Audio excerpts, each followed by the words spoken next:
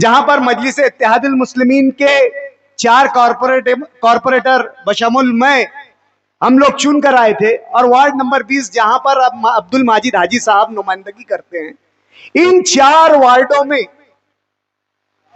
निशानदही कर कर लिस्ट जो है इलेक्शन ऑफिसर को दी गई, और फोन के जरिए बीएलओस पर प्रेशर बनाकर जो जायज वोट है, जो वोट यादी में मौजूद है, जो उस इलाके के रहने वाले हैं, उन लोगों की वोट नामुकम्मल एड्रेस होने की वजह बताकर, 00 घर नंबर बताकर, नामों में जो है करेक्शन बताकर वोट काटने की कोशिश की जा रही है। दोस्तों, यह उन्वान हमारे लिए बहुत जरूरी है। हमारे मुझसे पेशरो मुकर्ररीन ने तमाम बातें की शहर की सियासत पर, लेकिन आज इस मीटिंग का जो बुनियादी मकसद है वो ये है कि शहर में बदले की सियासत की जा रही है। शहर में अपनी शिकस्त उन लोगों से लेने की कोशिश की जा रही है जिन्होंने शहर के एमएलए मुफ्ती मोहम्मद इस्माइल कासमी साहब को अपना कीमती वोट देकर उन्हें शहर का एमएलए मुंतखब किया। रिजल्ट का दिन आपको याद होगा, 2024 का जो असेंबली इलेक्शन हुआ, रिजल्ट का दिन आपको याद होगा, और आपको इलाके भी याद होंगे कि किन इलाकों से, किन पेटियों से मुफ्ती मोहम्मद इस्माइल कासमी साहब की लीड शुरू हुई, किन पेटियों से सामने वाले उम्मीदवार की लीड टूटना शुरू हुई। उन्हीं पेटियों को जो है टारगेट करके वहां के वोटरों का नाम काटने की कोशिश की जा रही है। अगर यह यहां की मुकामी सियासत रहती है और इसके असरात मुकामी सियासत पर पड़ते हैं, तो कहीं ना कहीं हम जो है इस मामले में इतनी तरह सीरियस नहीं होते, इस मामले को इतनी संजीदगी से नहीं लेते।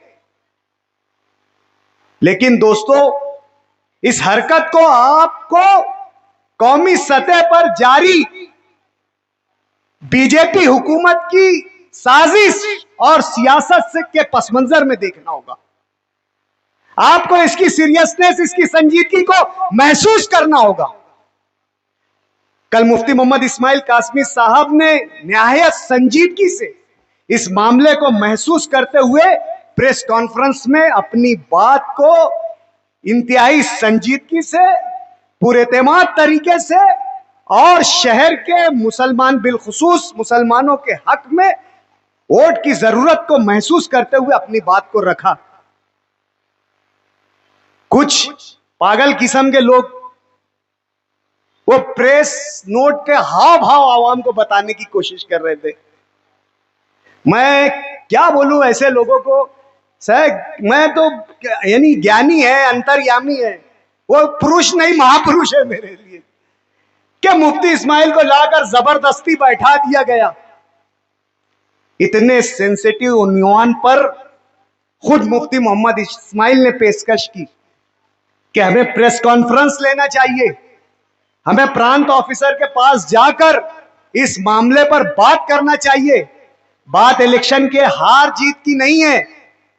जिस तरीके से महाराष्ट्र असेंबली का इलेक्शन बढ़ाई हुई वोटों से चुरा लेने के बाद बीजेपी की यह कोशिश है कि बिहार में जो इलेक्शन होने जा रहा है, बिहार के नीतीश कुमार की मौजूदा वोटों से, जो पार्लियामेंट में उनके अराकीन चुन कर गए हैं, उनकी वोटों से जो है आज जो है मोदी की गवर्नमेंट बची हुई है।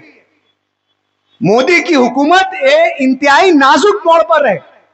नीतीश कुमार को अपने साथ रखने के लिए और जिस तरीके से 2024 के पार्लियामेंट में मुसलमानों ने अपनी बेदारी का सबूत देते हुए सेक्युलर उम्मीदवारों को वोट दिया।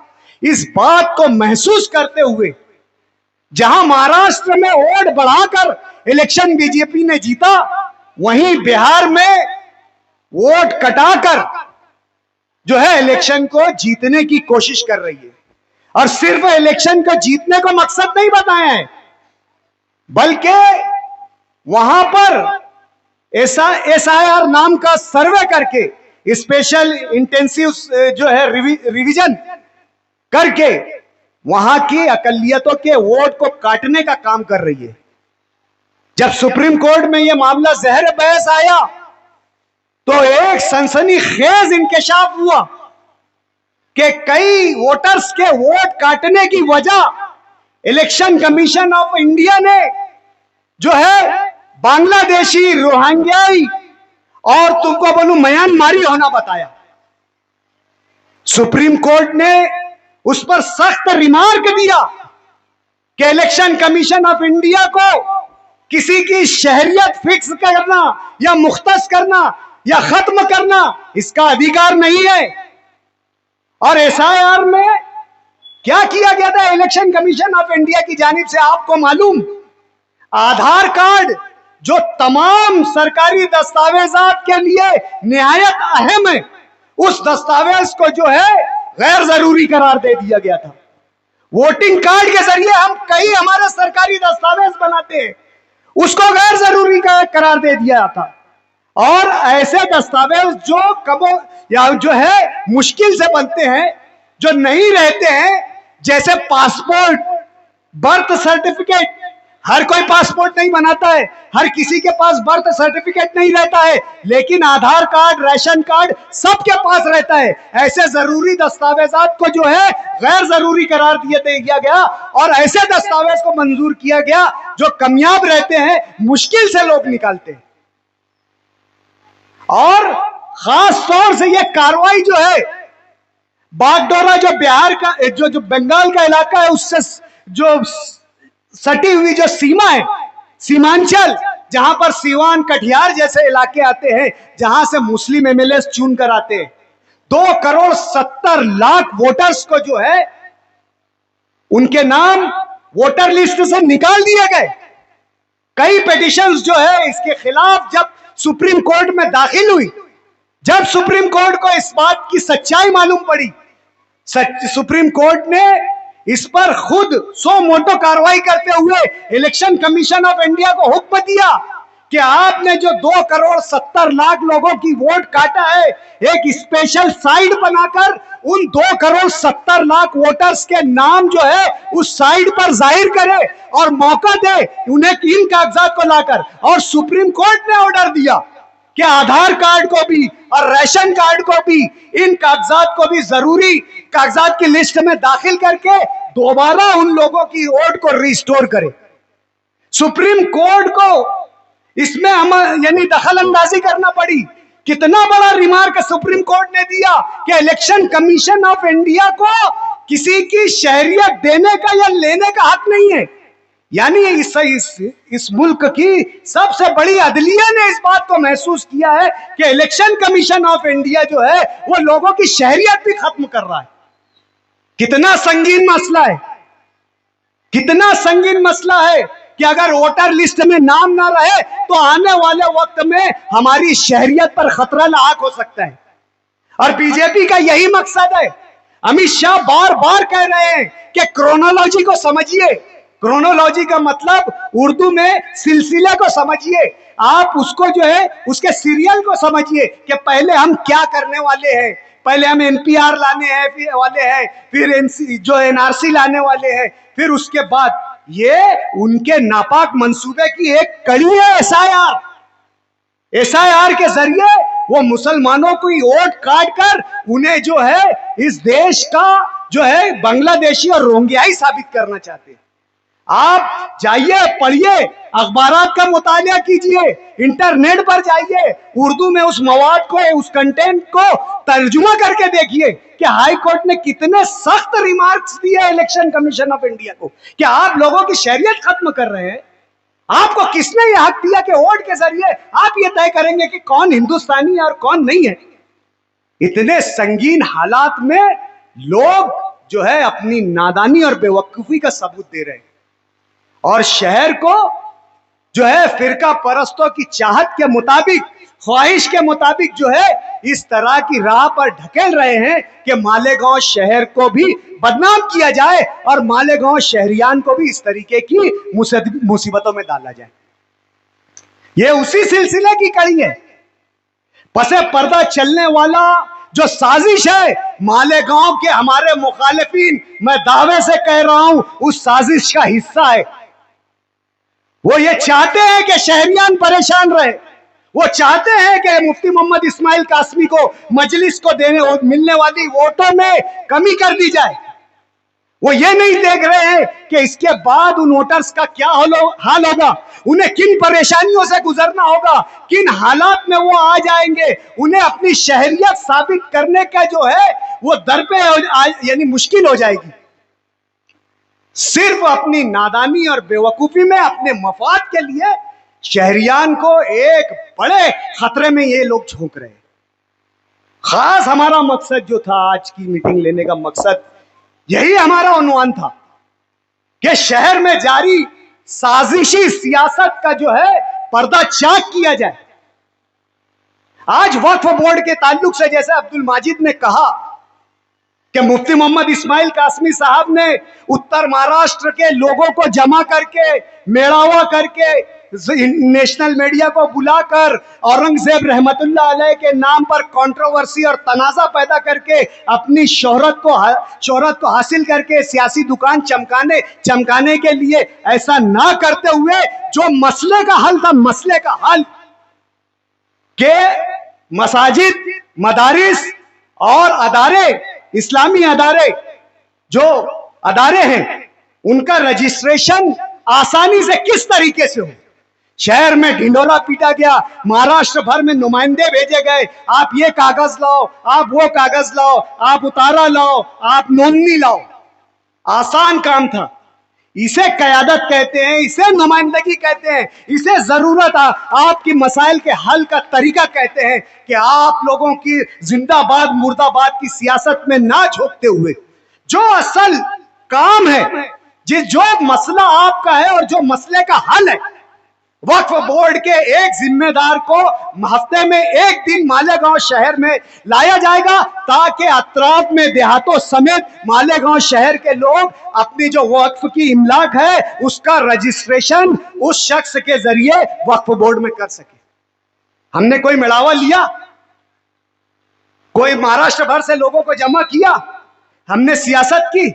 ये खिदमत होती है, ये खिदमत होती है, ये नुमाइंदगी होती है, ये होता है पाक साफ नियत के साथ अपने ओहदे की जो है जिम्मेदारियों को ईमानदाराना तरीके से पूरा करना।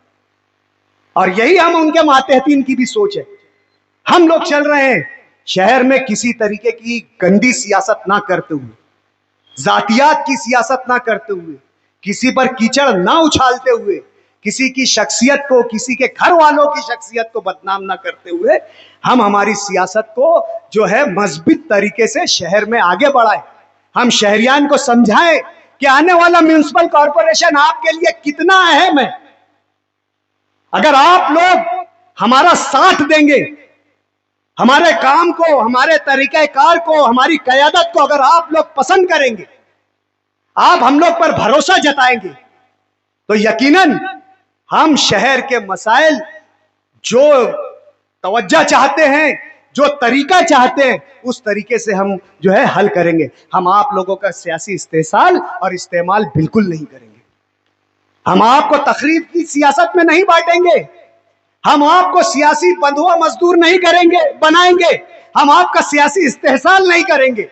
हम आपके मसाइल जो वाकई मसाइल है उन मसाइल को हल करने की कोशिश करेंगे। ये जो मसनूई मसाइल है जो पैदा किए जा रहे हैं, SIT बनवाकर जो है अपनी शिकस्त के वाले रिजल्ट नतीजे वाले दिन इस बात का ऐलान करना कि शहर के टीचर्स ने और बिलखुसूस मालेगांव हाई स्कूल के टीचर्स ने जो है मेरे खिलाफ असेंबली इलेक्शन में काम किया है, इसलिए मुस्तकबिल करीब में मैं इन तमाम लोगों को देख लूंगा। और आप देख रहे हैं कि उनकी आप वक्फा देखिए, ड्यूरेशन देखिए कि शहर मसाइल में कब से गिरा है। असेंबली इलेक्शन के नताइज के बाद से, पार्लियामेंट के इलेक्शन के नताइज के बाद से ये दो तखरीबी सियासत करने वाली जहनियत मिलकर शहर के मुसलमानों को, अकलियतों को मुसीबतों में डालने का काम कर रहे हैं। ये जानबूझकर मसाइल पैदा कर रहे हैं। इसलिए जरूरी है कि ऐसे नापाक लोगों को शहर से की सियासत से उखाड़ फेंका जाए। ऐसे जो है मनफी सोच रखने वालों को शहर की सियासत की जिम्मेदारी से अपनी वोटों के जरिए तमाम इलेक्शन में दूर कर दिया जाए। यह वक्त की सबसे अहम जरूरत है। हमें शहर की साफ सुथरी सियासत करना है और साफ सुथरी क़यादत के जेर असर करना है। यही हमारा मकसद है आज की मीटिंग का।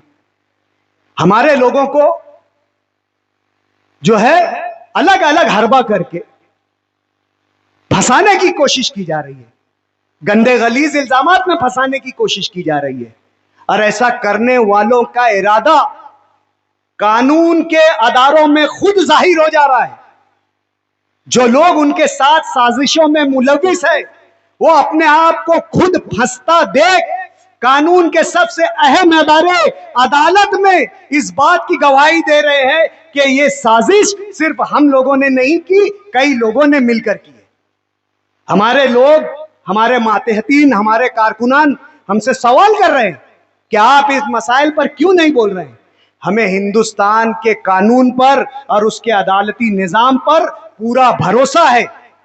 जब कोर्ट प्रेमाइसेस में यह बात कही गई, कोर्ट के कमरे में यह बात कही गई, तो हम कौन होते हैं आवामी सतह पर इस तरीके की बात करने वाले। कानून के जिम्मेदारान के सामने, कानून के रखवालों के सामने, कानून के जिम्मेदारान ने कानून के तहत कार्रवाई करने का जब हुक्म दिया है तो आज हमें कोई आवामी बात करने की या आवामी तहरीक करने की जरूरत नहीं है। लेकिन इस मंच से हम कानून के जिम्मेदारों से, बिलखुसूस पुलिस से कहना चाहते हैं कि आप इसमें शफाफ कार्रवाई करें, आप इसमें गैर जानिबदाराना कार्रवाई करें। जिस बात को अदलिया ने महसूस किया, जिस बात को मुकामी कोर्ट ने महसूस किया, पुलिस जो कि तफ्तीश का वसी जो है हक जो है इख्तियार रखती है, वो अपनी तफ्तीश में, अपने तफ्तीश के दायरे कार में तमाम बातों को लाए, तमाम सबूतों को लाए, तमाम गवाहों को लाए। जिस तरीके के एविडेंस आ रहे हैं उस तरीके पे पुलिस कार्रवाई करे ताकि शहर की आवाम का यकीन और इत्मीनान पुलिस की जो है पुलिस इंतजामिया पर हो। हमारी ये गुजारिश है पुलिस इंतजामिया में से कि आने वाले जो मामलात हुए हैं, जो हमारे सियासी मुखालिफिन के जरिए किए गए हैं, ऐसा कोर्ट प्रेमाइसेस में जो एक्यूज थे उनके बयानात से सामने आया और कोर्ट के कमरे में जो बयान दिया गया है उस मालूमात की बिना पर हमें कुछ नाम मालूम हुआ है। लेकिन आज जो है वो मामला जेर तफ्तीश है, इसलिए हम उस मामले पर बहुत ज्यादा नहीं बोलना चाहते हैं। शफीक राना का मामला जो है वो भी सब जुडिस है, इसलिए आज हम ऐसे मामलात पर नहीं बोलना चाहते हैं। जिस दिन कानून फुल स्टॉप लगा देगा उस दिन हम आवाम की अदालत में तमाम सच्चाई मासबूत आप लोगों के साथ लाने वाले हैं। आप लोगों ने हमारे बुलाने पर इस मीटिंग में आए और अपनी बेदारी का सबूत दिया और आपकी मौजूदगी से हमारा हौसला बढ़ाया ताकि आने वाले वक्त में हम कारपोरेशन इलेक्शन को एक मजबूत मंसूबाबंदी के साथ, मजबूत सोच के साथ, मजबूत नारों के साथ, मजबूत जो है मंशूर के साथ जो है आवाम में ले जाए। इस तरीके की तहरीक हमें दी। मैं आप लोगों का बहुत बहुत शुक्रिया अदा करता हूँ। अल्लाह हाफिज।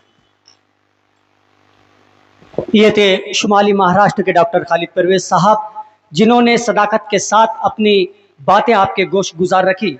आज के इस प्रोग्राम को सवाल